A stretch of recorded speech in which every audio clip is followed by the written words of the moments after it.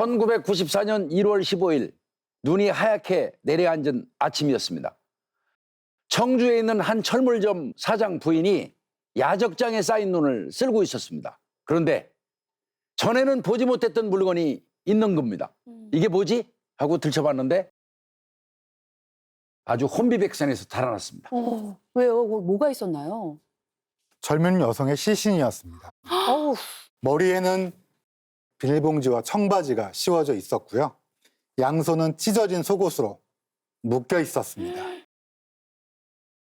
몸은 스타킹, 가방끈 같은 걸로 감겨져 있었고요. 네, 경찰이 조사해 보니까 바로 전날 피해자의 실종 신고가 접수됐었습니다.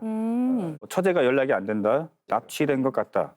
그러면서 피해자의 형부와 아버지가 파출소에 직접 와서 신고를 했던 겁니다. 가슴을 쿵쿵 내리치면서 경찰이 치안을 제대로 했었으면 이런 일이 없지 않느냐 뭐 이러면서 경찰을 뭐 원망하기도 하고.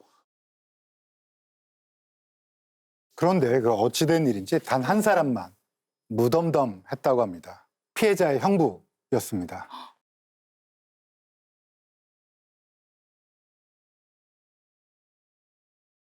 경찰이 형부를 조사하기 시작했는데요. 알고 보니 처제와 마지막으로 통화한 사람이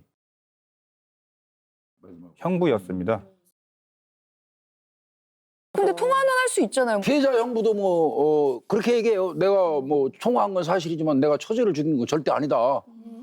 그런데 이제 경찰이 탐문을 하는 과정에서 이웃 주민으로부터 아주 중요한 이야기를 듣게 돼요.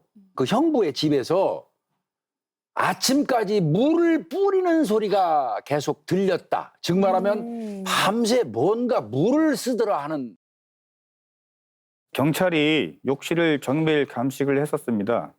욕실의 세탁기 받침대 밑에서 뭔가를 발견을 한 겁니다. 바로 이제 혈흔이었죠. 그게 이제 그 없어진 처제의 혈흔과 동일하다는 연락을 받았던 거겠죠. 그래서 그걸 들이밀면서 이제 추궁을 하니까 결국은 뭐 자백을 하지 않을 수가 없었던 겁니다. 형부가 이 처제에게 광금리기에 토스트기를 줄 테니까 우리 집으로 와라 해서 집으로 유인을 했다고 하고요. 그 온 처제에게 주스 종류에다가 수면제를 타서 먹인 다음에 잠든 처제를 성폭행을 했던 거예요. 진짜.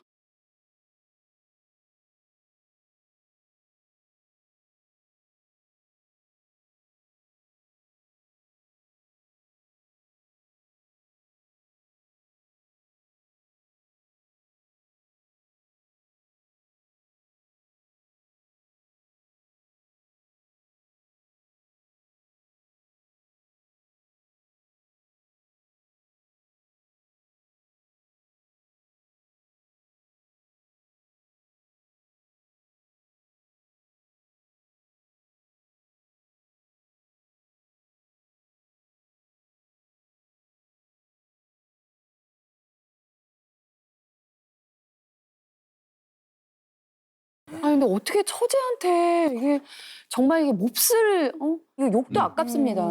처제가 아무래도 수면제에서 깨어났겠죠. 울면서 내 가족들한테 다 알려버리겠다.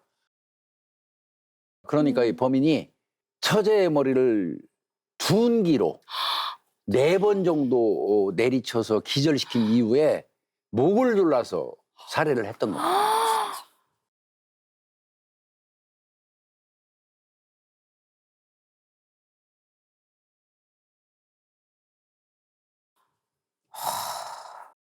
근데 피해자 형부가 범인이라는 것이 알려지자 주변 사람들이 깜짝 놀랐다고 합니다. 평소에 워낙 착실했고 가족 관계도 아주 좋아 보였다는 거죠. 그렇게 두 얼굴을 가진 악마였다는 게 더 소름 끼쳐요. 재판부는 그 성폭행은 계획적이었지만 살인은 우발적인 것으로 판단했습니다. 그래서 최종적으로는 무기징역을 선고하게 됐는데요. 시간이 지나면서 이 사건은 잊혀져 갔습니다. 제가 한 통의 제보 전화를 받기 전까지는요. 제보 전화가 왔나요? 네, 2019년의 일이었습니다. 대한민국을 뒤흔든 사건의 범인을 알고 있다. 그 범인이 미국에 있다라는 그런 내용이었습니다. 사실 제보가 들어온 사건의 경우는 공소시효가 이제 끝난 사건입니다. 범인을 잡아도 처벌을 할 수는 없는 거죠.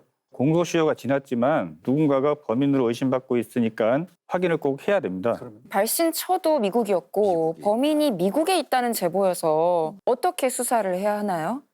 공소시효가 끝날 정도니까 사건 발생한 지 수십 년이 흐른 거잖아요. 아무래도 증거가 찾기가 좀 쉽지 않았을 것 같아요. 게다가 그 관할 경찰서가 그 이사를 한번 했었어요. 그러면서 이제 증거품이 좀 흩어진 게 아닌가. 팀장님이 이제 이런 얘기를 했었습니다. 그 제보는 자꾸 들어오는데 뭐 맞춰볼 증거도 없고 대체 증거물이 어디 있는 거야? 이런 얘기를 했었습니다. 근데 이제 옆에 앉아있던 이제 과수팀에서 이제 그러는 겁니다. 그거요? 저희 사무실에 있어요. 어제 오후 학교 청소를 마치고 집으로 돌아가던 화성군 모중학교 1학년 14살 김양이 목 졸려 숨진 채로 발견된 것은 오늘 오전 9시 50분쯤입니다. 숨진 채로 발견된 김양은 바로 이 소나무 밑에 엎어진 상태로 발견됐습니다. 김양은 두 손발이 신고 있던 검정색 스타킹으로 묶여 있었으며 입에 재갈이 물린 채 흉기로 마구 찔려 있었습니다. 너무 끔찍하네요, 진짜. 1990년 11월에 일어났던 사건입니다. 19년도에 저희가 제수를 했으니까 사건이 발생한 지 약 한 30년이 지났을 때죠. 범인은 이제 문구용 칼로 가슴을 난도질했고요.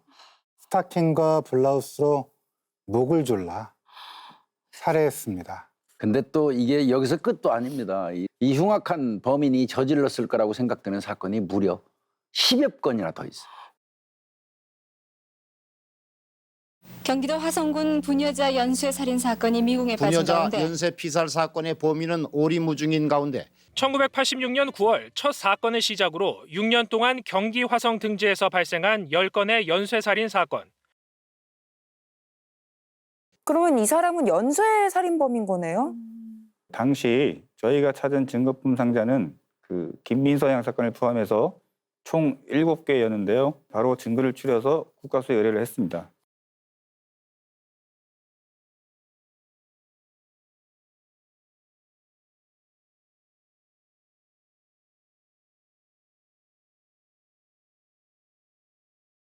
제가 사건 당시에 국과수에 있었습니다. 네. 국과수 연구원들이 사건 현장 사진을 앞에 놓고 사건 당시 벌어졌을 상황을 상상했다고 합니다.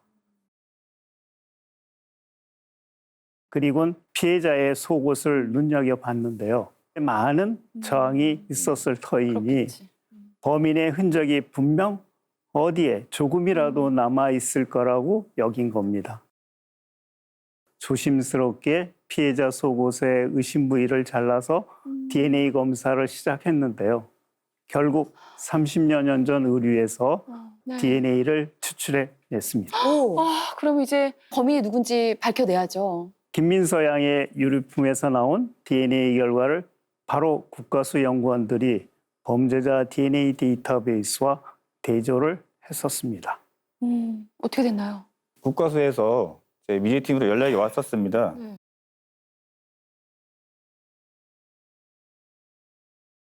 일치하는 DNA가 있다 이거였는데요. 그 사람이 누구냐 했더니 청주에서 살인죄로 무기징역을 받고 교도소에 복역 중인 사람이었습니다. 그럼 아까 그 처제. 처제죠. 그 처제 살해했던 그 사건인 형부. 거죠? 형부. 네, 맞습니다. 그리고 그 사람의 이름은 바로 이춘재였습니다. 봉준호 감독의 영화 살인의 추억을 통해 널리 알려진 사건이기도 합니다. 밥은 먹고 다니냐? 경기 화성 등지에서 발생한 10건의 연쇄살인 사건. 역대 최악의 미제 사건이었지만 지난해 9차 사건의 증거물에서 이춘재의 DNA가 확인됐습니다. 1986년 첫 사건 발생 34년 만입니다. 비가 추적추적 내리는 밤, 특히 여성이 빨간 옷을 입고 있으면 타겟이 된다. 네. 그러면서 대한민국을 공포에 빠뜨렸었어요. 이춘재가 화성에서만 10건의 연쇄살인을 저질렀다 이제 이렇게 알고 있잖아요. 그 사건 이후에 이 청주로 이사를 하는데 그때 즈음에 아내를 만났던 것 같아요. 그러니까 이춘재가 처제 살인 사건으로 복용 중이었기 때문에 이춘재의 DNA가 데이터베이스에 입력이 된 거예요. 네. 이성준 팀장님이 재수사를 하면서 이 연쇄살인의 행각이 드디어 드러나게 된 거죠. 사실 이 화성 연쇄 살인 사건은 제가 경찰이 되기 전에 발생한 사건입니다. 제가 2000년도에 이제 됐으니까요. 예. 솔직한 마음으로 이거 큰일 났다 싶었습니다. 예, 솔직히 부담되는 사건입니다. 그래서 나머지 사건들을 이제 이춘재가 자백을 하느냐가 이제 관건이었죠. 그러면은 자백을 받기 위해서 이춘재를 직접 만나 보신 거죠? 2019년 9월 18일 그 새벽 5시에 부산교도소로 이제 저희가 출발을 했습니다. 이제 당시 이춘재를 이제 조사를 갔을 때는 이제 대외적으로 이제 공개가 되지 않은 상태였습니다. 그래서 저희가 부산교도소 측에 그 내용을 지금 말씀드릴 수는 없는데 예, 아주 긴 조사가 필요할 것 같다. 일반 접견실 말고 좀 별도의 공간을 줄 수 있겠느냐라고 요청을 했습니다. 근데 그때 교도소 측에서 하는 말이 이춘재는 25년 모범수인데 대체 무슨 일이냐 그러더라고요. 지금 제가 잘못 들은 건 아니죠? 그 잔인한 범죄를 저지른 사람이 어떻게 모범수일 수가 있죠? 근데 이제 25년 모범수면 사실 가석방도 기대할 수 있었어요. 가석방? 기대할 수 있었어요. 안 돼. 맞습니다. 무기징역 같은 경우는 한 20년 정도. 유기징역을 만약에 받으면 정해진 형기의 3분의 1 이상을 채우면 가석방 자격이 돼요. 그 위장을 잘했겠어요. 자신의 그 본색을 숨기고. 나가려고 했을 거예요. 네. 교도소 측에서도 이제 아주 의아해하면서도 이제 큰 사안이라는 것을 짐작을 했는지 별도의 공간을 마련해주고 저희 수사팀은 그곳에서 이춘재를 기다렸습니다. 근데 이춘재가 나왔나요? 궁금해요. 네, 이춘재가 접견실로 나왔습니다.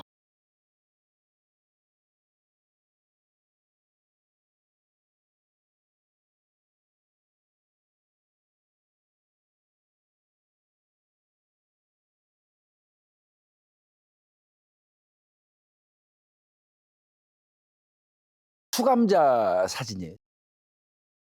저 우측의 사진에서 머리가 좀 희끗해지고 피부가 더 좋다고 생각하시면 돼요.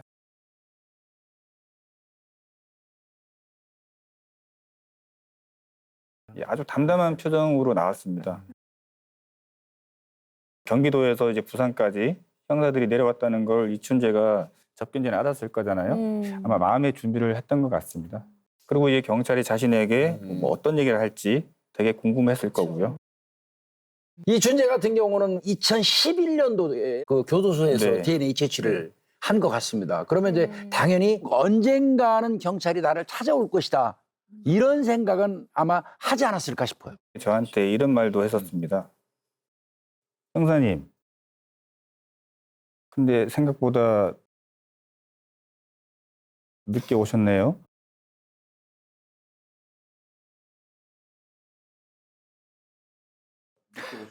아우 씨. 약 올라. 저희가 한 8시간 정도 이렇게 조사를 했는데 중간에 이렇게 뭐 화장실도 가고 뭐 쉬고 할 거잖아요. 근데 저는 이제 한 번도 일어나지 않았고 그대로 앉아 있었습니다. 와. 심리적으로 조사관이 우위에 있다는 것을 좀 알려줘야 되고 이춘재한테 뭐 수사관은 보통 사람이 아니다. 뭐 허튼 짓을 하지 마라라는 그런 의미로 앉아 있었는데 그 부분이 조금 많이 힘들었던 것 같습니다. 당시 그 3명의 여성 프로파일러와 함께 이춘재를 만나러 갔는데요. 그 첫날은 이제 프로파일러 없이 수사관들만 들어갔거든요.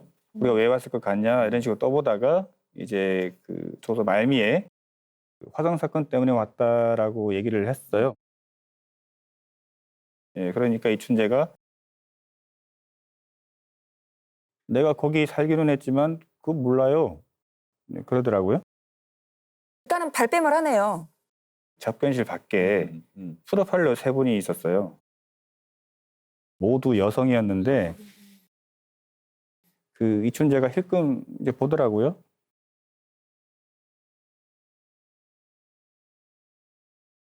눈빛에서 아, 저 여성들은 누구지?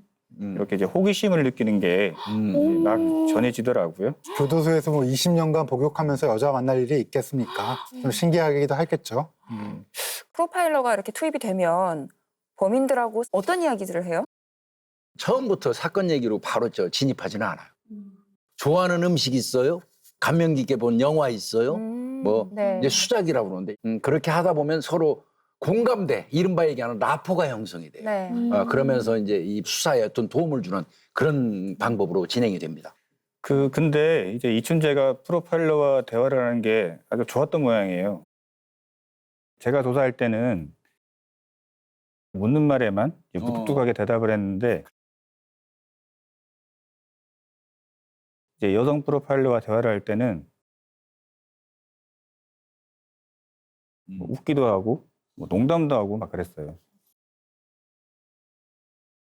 지금 연쇄살인죄로 조사를 받고 있는데 그 와중에 뭘 잘했다고 웃고 농담하고 정신을 못 차리고 있네요. 그리고 저희 프로파일러 분들이 이제 정말 잘해주셨던 게 그 3차 접견 때가 되니까 라포가 정말 많이 형성이 됐었습니다.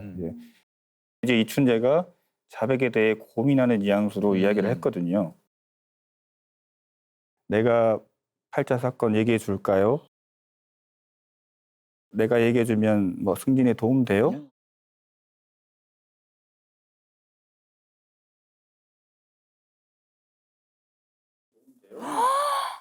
야. 뭐 이런 얘기들을 하면서 자백할 것처럼 뉘앙스를 풍겼어요. 내가 너희를 위해서 이야기해 줄까 뭐 이런 거잖아요. 의스대는 거잖아요. 한 가지 특이했던 건 이제 조사가 끝나면 이춘재가 꼭 악수를 청했어요. 아니, 무슨 뭐 비즈니스 미팅 끝난 것도 아니고.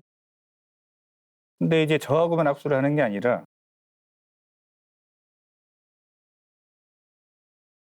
이제 여성 프로파일러와도 꼭 악수를 했거든요.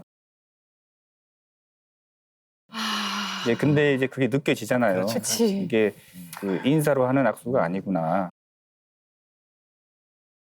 우리 여성 프로파일러들의 손을 만지고 싶어서 그냥 다 악수하는 척 한 게 아닐까 생각이 우리 드는데요. 프로파일러님들도 진짜 고생이 많으시다.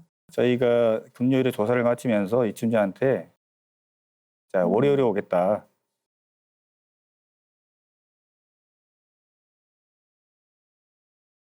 그리고 얘기를 하고 나서 월요일에 가지를 않았습니다. 이른바 밀당이라고 작전을 짠 거죠. 와, 내가 너무 먹잇감을 안 줘서 이렇게 안 오나? 아, 얘기 좀 해줄 걸 하면서 하루 종일 기다렸을 것 같아요. 이제 월요일이 지나고 이제 화요일에 4차 접견을 했는데요. 그 이춘재가 아니 월요일에 온다 그래 놓고 왜 안 왔냐. 버선발로 뛰어나왔겠네. 딱 그러더라고요. 걸렸네. 그날 이제 프로파일러들에게 내가 얘기해 줄까요? 이렇게 하더니 자백을 하기 시작한 거죠. 우와. 야, 근데 진짜 밀당 작전이 제대로 먹혔네요, 이 상황에서. 그리고 이제 이춘재의 자백을 보고 정말 충격이었습니다.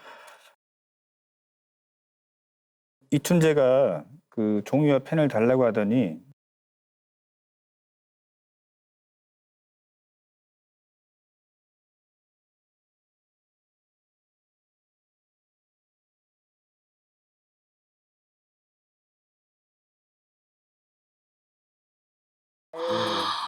야, 이게 뭐야? 살인 12 더하기 2, 강간 19, 미수 15. 이제 12 플러스 2는 자신이 살인을 한 숫자였고 그 나머지는 알려지지 않은 강간 미수 사건의 숫자를 적은 거죠. 그 모두 48건의 범행을 자백한 겁니다. 너무 많은데? 이때까지 이춘재 범행으로 알려진 게 연쇄살인이 10건. 10건이었잖아요. 네네. 근데 이제 그뿐만이 아니라 수원에서도 한 건, 화성에서도 한 건, 청주에서도 2건 살인이 더 있었고요. 그 외 강간과 강간 미수가 포함돼서 이 총 숫자가 나오게 된 겁니다. 그 당시에 또 우리 사회 분위기는 어땠냐면요. 성폭행을 당한 피해자가 오히려 쉬쉬해하면서 신고를 거의 안 하는 분위기였어요. 그러다 보니까 이춘재가 벌인 그 범행 중에는 신고가 안 된 사건이 대다수 상당히 많았던 걸로. 범행을 저지른 현장약도를 한번 그리게 해봤는데 아주 자세하게 기억을 하고 있었습니다. 30년이 지났는데 그거를 다 기억하고 있었다라고 생각을 해보면 진짜 그 영화 제목처럼 살인을 추억하고 있는 것 같네요.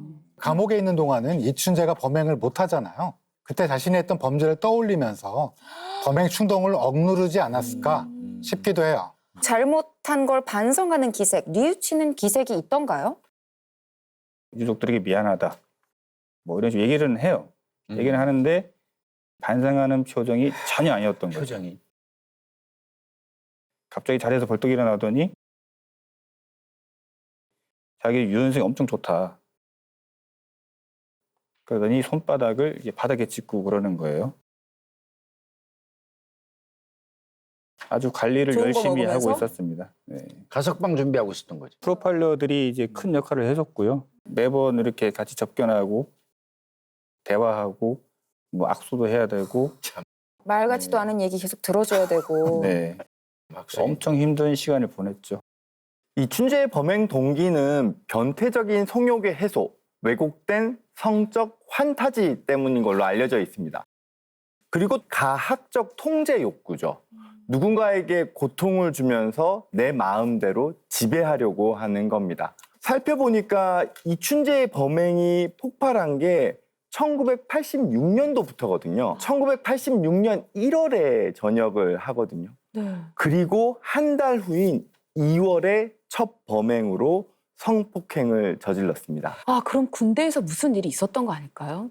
그 저희가 조사를 할 때 라포 형성을 위해서 이제 뭐 군대 얘기도 좀 했었거든요. 본인이 탱크를 이제 운전을 했다고 해요.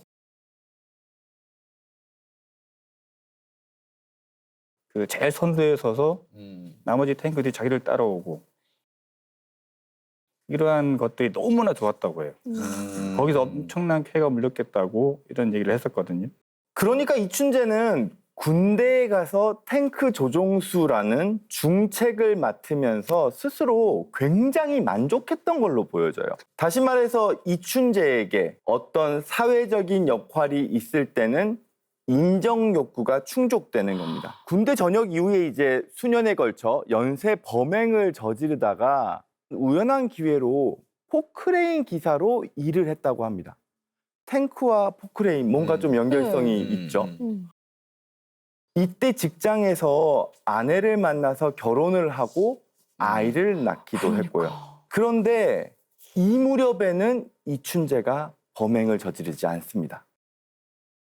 그러니까 사회적으로 나의 존재를 입증할 정당한 역할이 있고 주변 사람들의 관계에서 인정 욕구가 충족되면 분노가 억제되면서 범행 충동이 일어나지 않는 거죠. 저는 너무 화가 나는 게 사실 인정을 받고 싶으면 사회적으로 대부분 노력해서 인정을 받으려고 하잖아요. 근데 왜 도대체 살인을 하나요? 네. 사실은 팀장님께 자백을 했지만 이게 공소시효가 다 지나가 버렸어요. 우리가 단죄를 할 수 있는 더 이상 법적 근거가 없다는 거 너무나 아쉽다고 생각합니다. 그럼에도 불구하고 이 사건은 반드시 해결을 해야 될 이유가 있었습니다.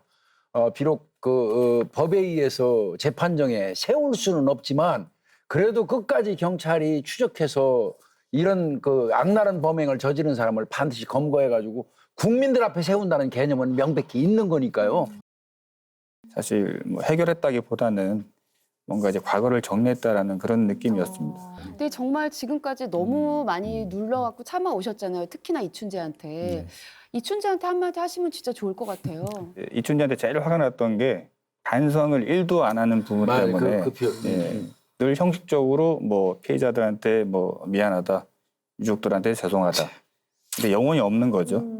그래서 한마디를 하자면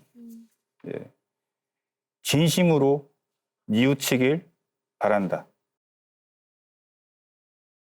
더 이상 잔혹한 살인이 누군가의 추억이 되는 일이 없기를 바라며 오늘 스모킹건 여기서 마치겠습니다.